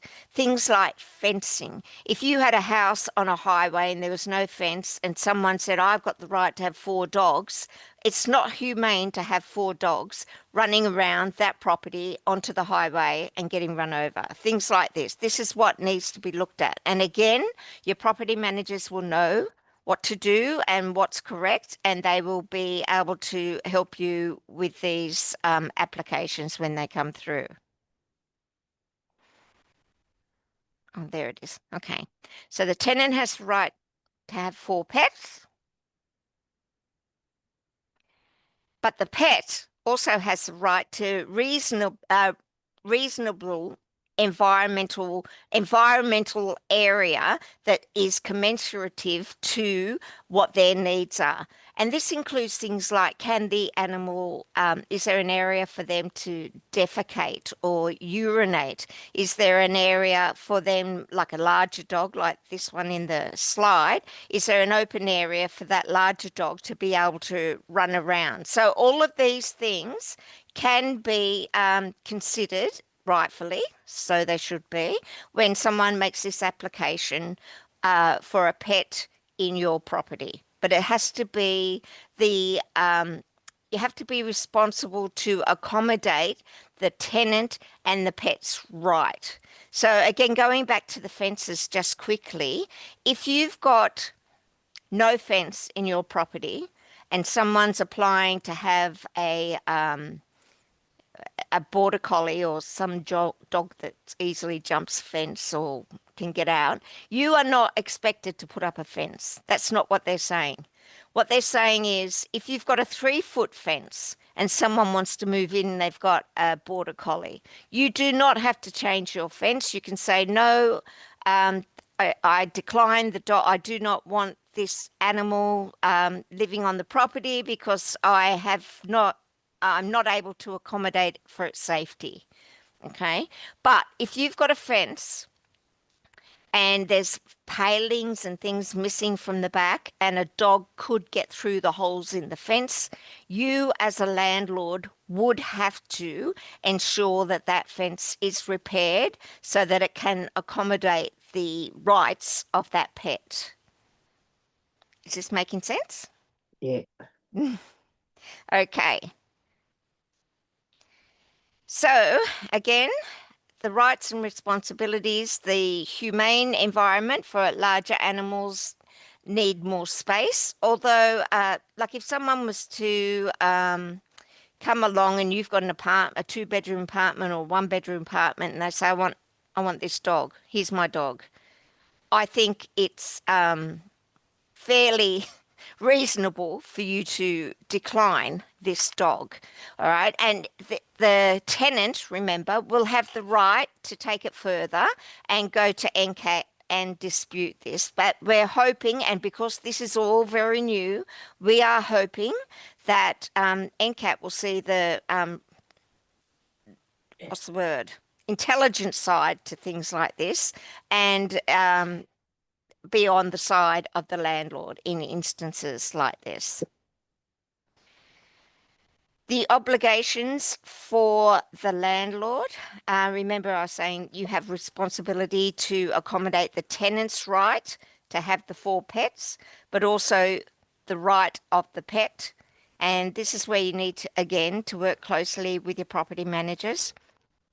So you need to discuss any fences that, like any fences that may need to be repaired.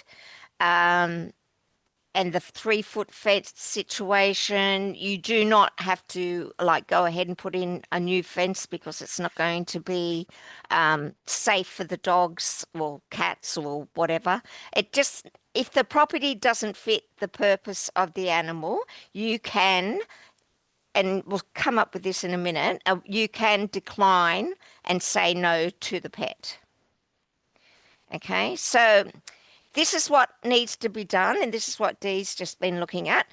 The procedure is that the tenant has to make an application on the approved form that's been put together by Fair Trading. This is their form. It's the legislative correct form that needs to be used. Now, don't forget, even though they're allowed up to 4 pets, they still have to apply, even if they've got only want 1 pet.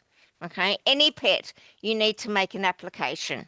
This is the application, and they have the right to have up to 4 pets.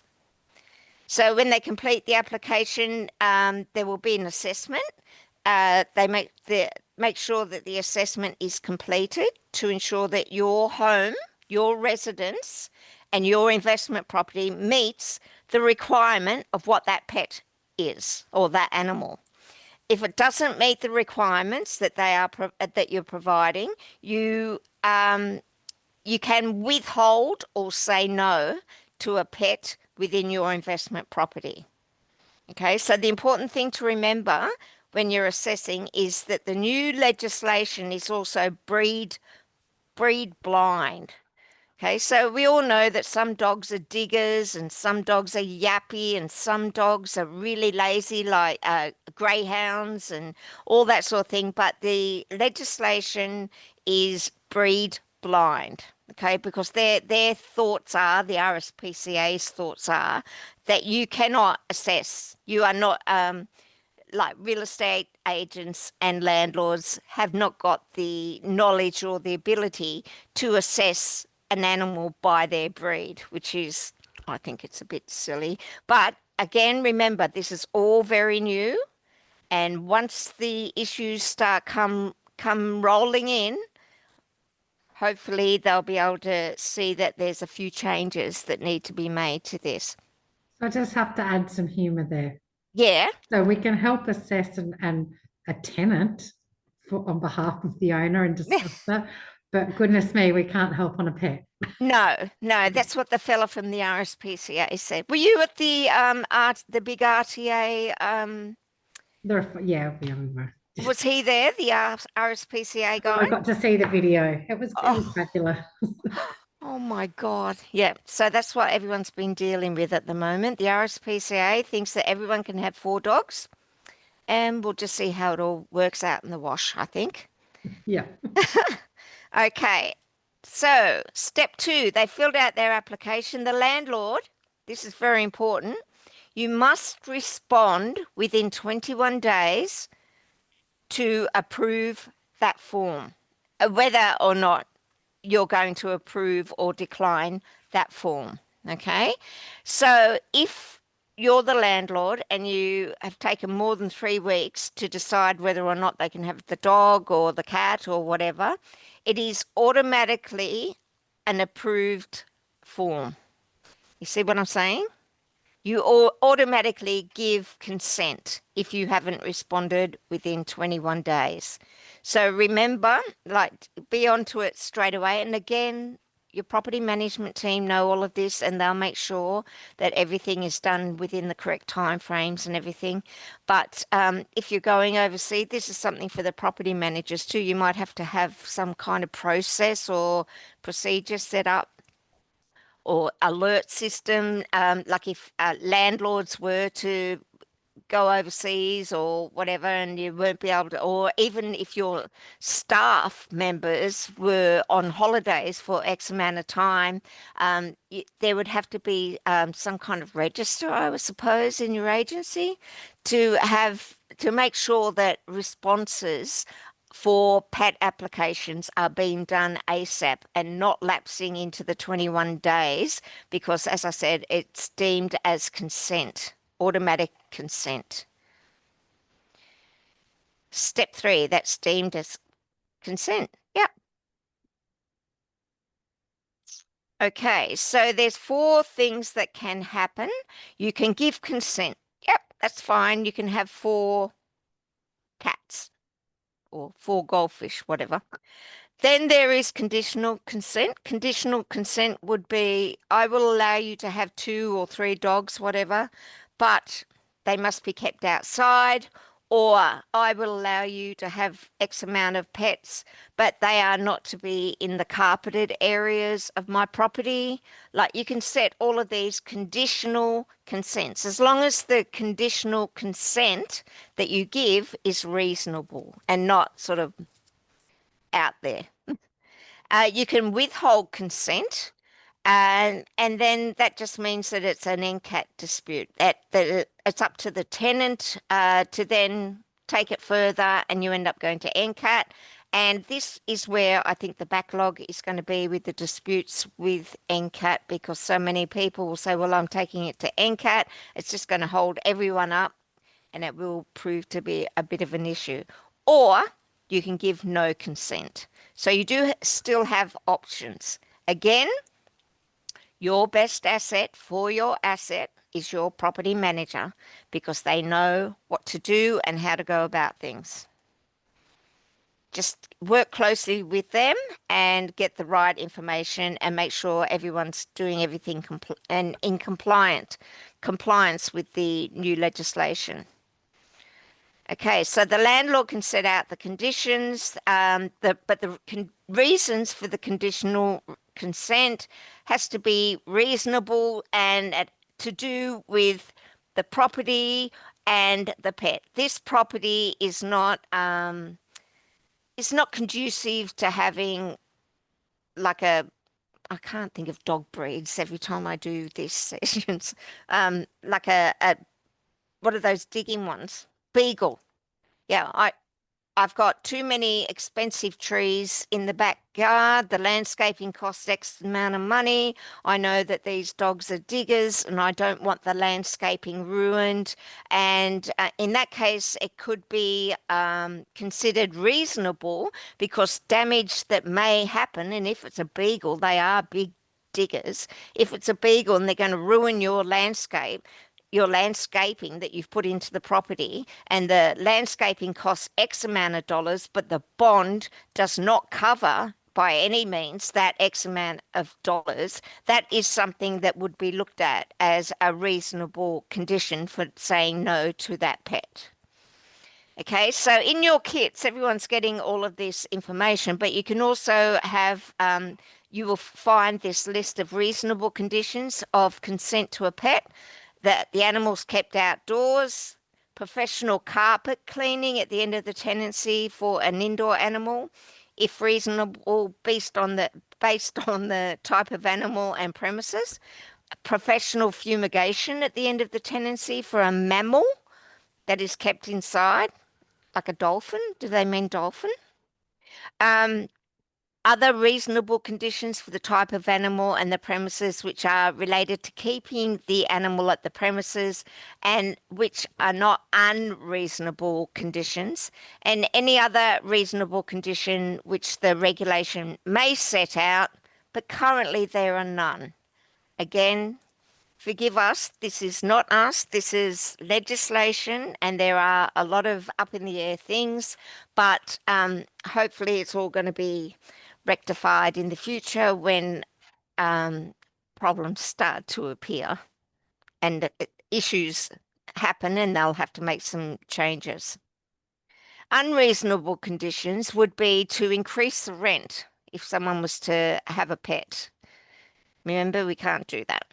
Increases to the rental bond, that's a no-no too. And this is all in legislation. You cannot do it. It's all written there now. You cannot ask the tenant for any form of security if they want to take the animal. You can't say, well, give me $1,000, and if there's any damage over this amount, I'll use that money. You can't take any form of security. The conditions are which are prohibited in the lease terms, and any conditions which the regulation may deem as unreasonable. In brackets, currently there are none. Hopefully things will change. Exactly. As Kathy has said, and there's a couple of questions coming through the chat there, the short answer is all tenants have an application form. On the application form, they identify if they've got a pet, yes or no. If they have a pet, then you go through the process. If they move into the property, as Kathy has already said, if they move into the property and they want to have a pet, then they need to make an application, and the owner can say no if the property is not suitable for the pet. Yes, they can have up to 4 dogs and 4 cats and 4 goldfish and 4 Great Danes and all those sort of things, but all part of application. And that's the process they need to go. And there's a pet application that Dee and all the girls and boys at Uther and Son, I beg your pardon, have got information on to guide you through the process. The short answer is yes, and there is, as Kathy has rightly said, there's a process. Is damage, if damage is caused by the tenant's responsibility? Yes, is the short answer, Susan. However, and that's another question, in relation to insurances, does your current insurance policy cover you for pets? Which we're going to talk about right at the end. Right now. Over to you, Kathy. Okay. Yeah. We've still got a couple of these to go, I think. Yep. Withholding consent, reasons to withhold consent has to be reasonable, and it must have to do with the property versus the pet and the assessment that you and your property manager will be making on the pet. There's the one I was just talking about, the likely to cause damage that's greater than the bond, and the damages are highly probable.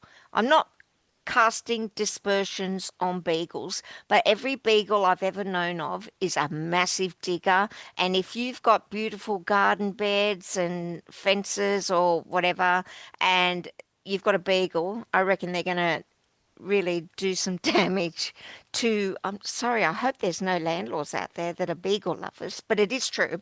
So that's just the example. I love beagles. Oh, I do too, but they are big diggers and they can really mess your landscaping up.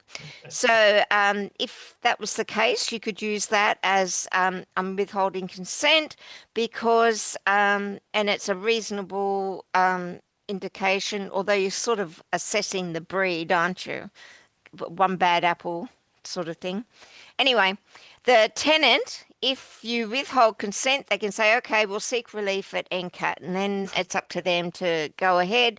And hopefully, as we keep saying, NCAT will be able to, after all the disputes come rolling in, they'll be able to see a bit more clearly about some of these legislative changes.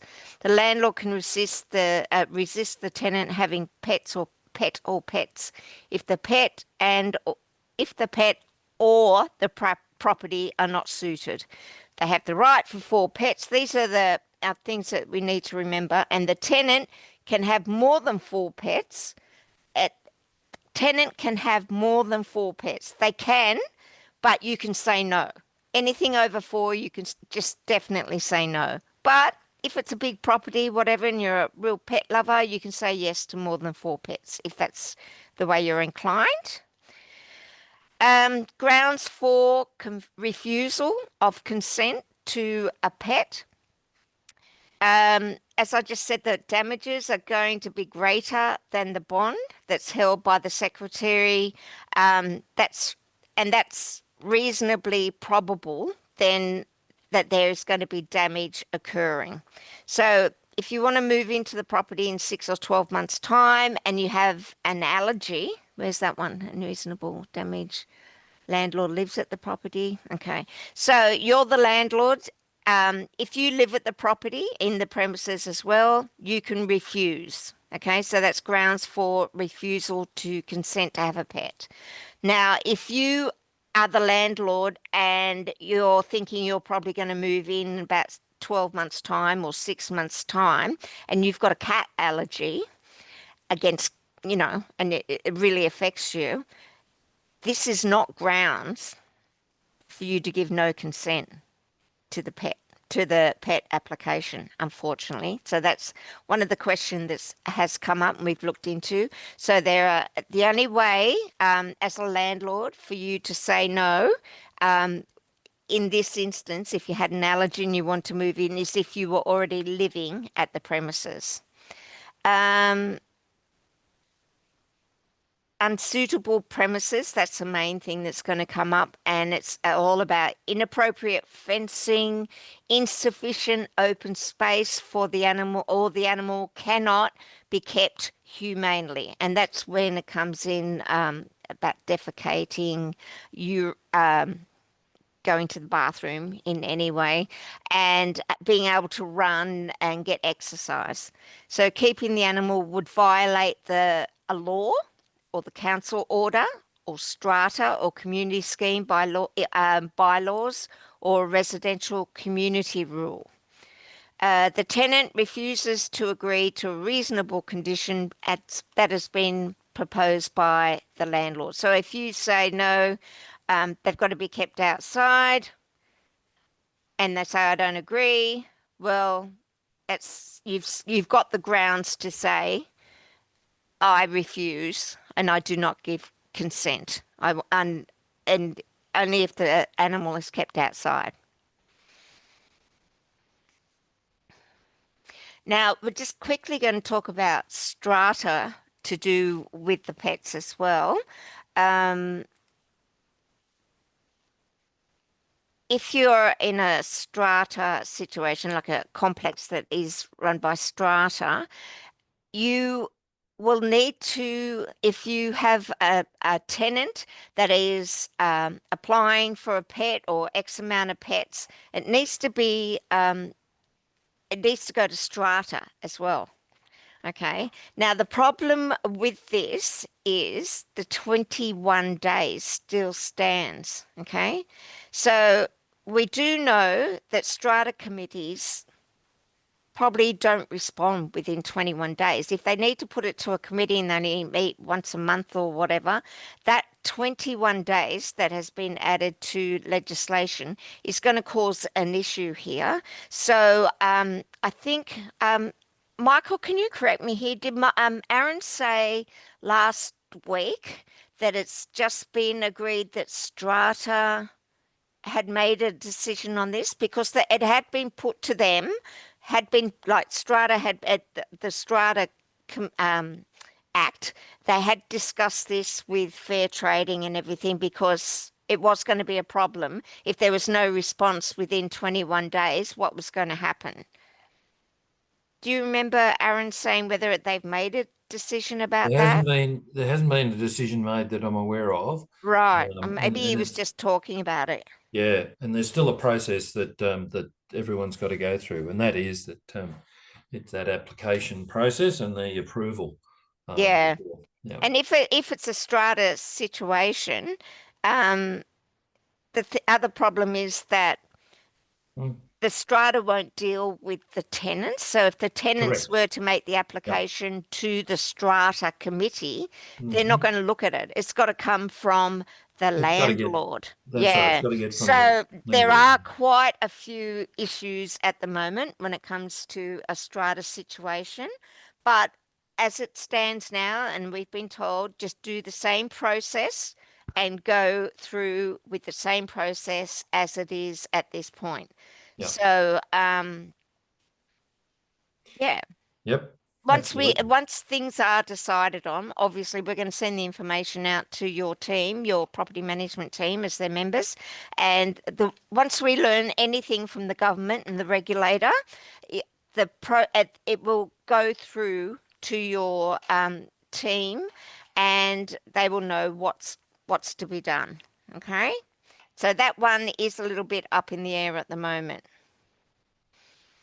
But remember, it's all about assessing whether the pet and the property is it going to be like a good situation Suitable. for the Yeah. property and for the pet as well. Yeah.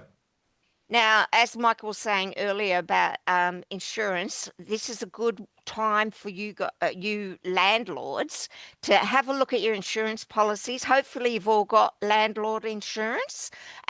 If you could just check your landlord insurance in regard to pet and pet damage, because they do damage, they cause damage, and it could just be wear and tear damage, but it could actually be even destructive damage to your property by a pet. So it's important that with the landlord insurance that there's certain parts of the policy that you have a look at that section to make sure that it's covering things like pet urine, because a lot of them we've been told don't have that in the policy. So make sure that you are covered for damage to carpets or whatever for pet urine.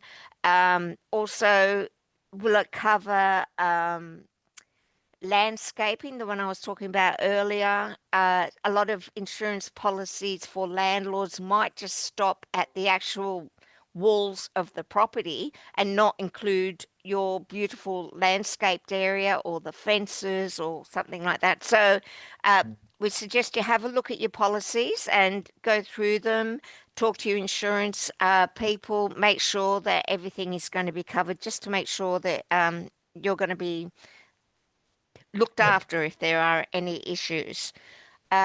We have a product. I feel like a salesperson now.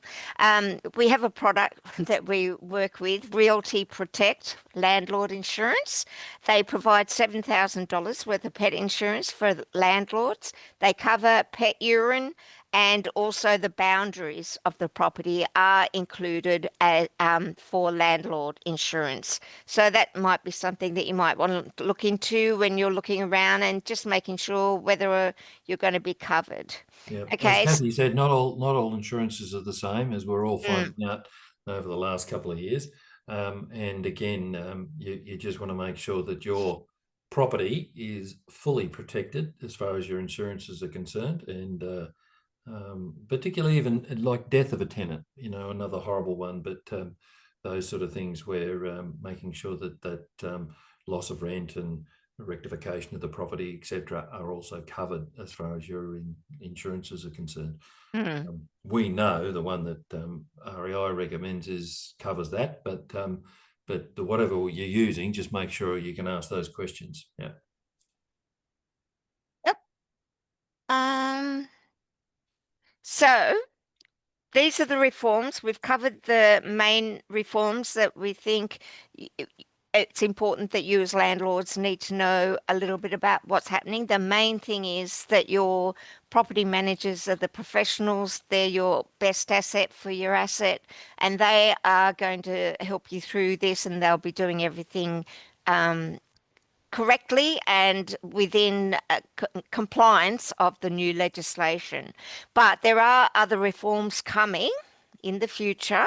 So just to let you know what they'll be looking at in the future, they're trying to come up with a bond transfer scheme so that tenants can take their bond and use it for the next property. They'll be looking at domestic violence reforms, energy efficiency, just like the water efficiencies. They will be looking at energy efficiency for rental properties in the future. So be on the lookout for that.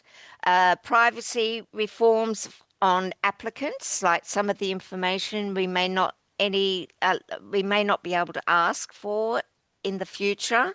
Monitoring program is one that Michael was talking about with the secretary being fair trading, that they're going to monitor all the terminations to see why was someone terminated, what sort of evidence was given. Like, they're going to be monitoring all of the things that we're supposed to be doing. And hopefully we think that's because they need to monitor it to see if it's all going to work and what changes need to happen in the future. Exactly. And sorry? Kathy. Yeah, as Kathy said, there's a lot of change there. There's a lot of things happened. There's a lot of things that are going to happen. One of those is certainly tenancy applications. They're going to have a standardised form that's coming out at some point as well, as they have already in Queensland. But the most important thing is Dee, Steph, Cynthia, all of the team are there who know these things. They're supported by REI New South Wales. They're supported by the helpline, as they call it, as well. And so our job as agents, I've run a business, as Kathy has as well, and I know that, and I'm a landlord, and I know all of the worries that a lot of you have.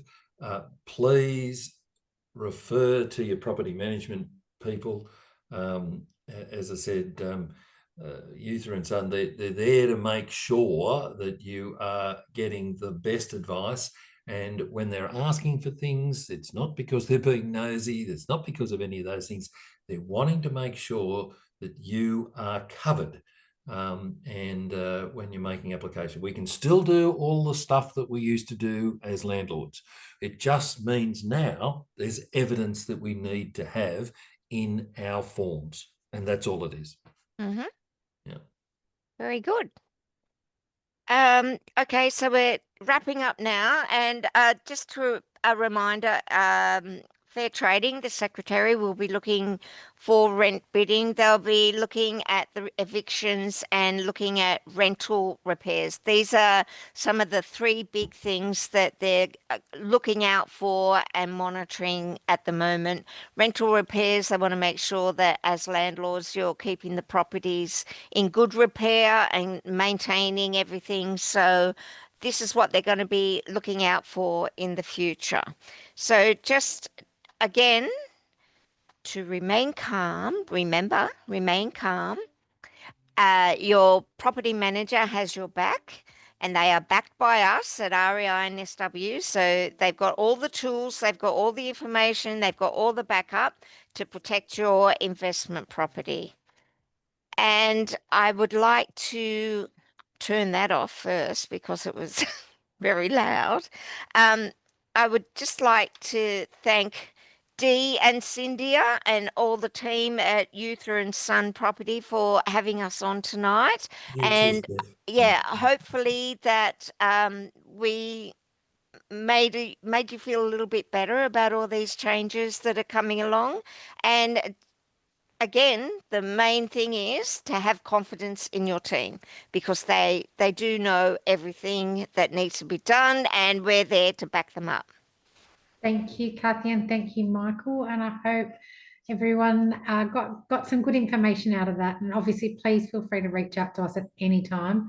All of us are here to help you through this, and obviously we'll carry the major load of it. But as the team said, there's information we're going to have to keep pestering you for, and we're just going to need it now. So yeah. But thank you. Thank you. Okay. Well, thank you. Do you you, want to stay on and have a chat, Dee, or Yeah, are yeah, you right to go? No, I can stay on. That's fine. Oh, okay. All right. Well, good night, everyone.